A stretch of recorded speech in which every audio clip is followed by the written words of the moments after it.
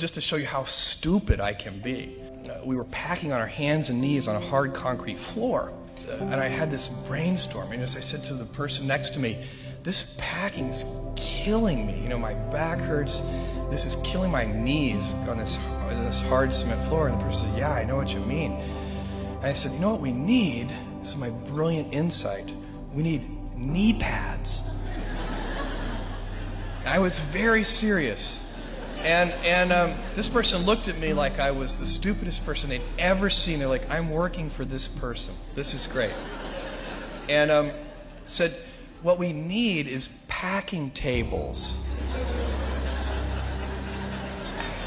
And I looked at this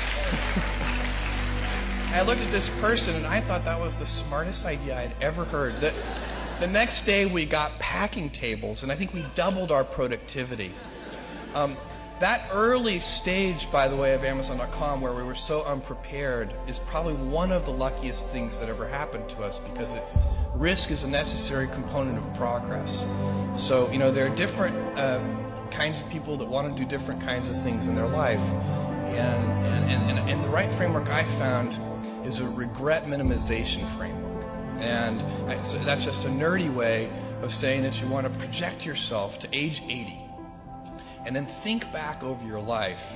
And if you're 80, you want to minimize the number of regrets you have throughout that period of time. I think this is something a lot of people do, maybe subconsciously. Very few people probably name it regret minimization framework, because most people are healthier than that.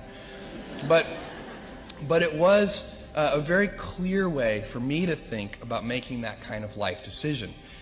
And the way it helped was, I thought, okay, if I go do this thing and participate in this thing called the internet that I genuinely believe is going to be a big deal, and if I fail, am I going to regret having tried and failed? And I knew the answer to that was no.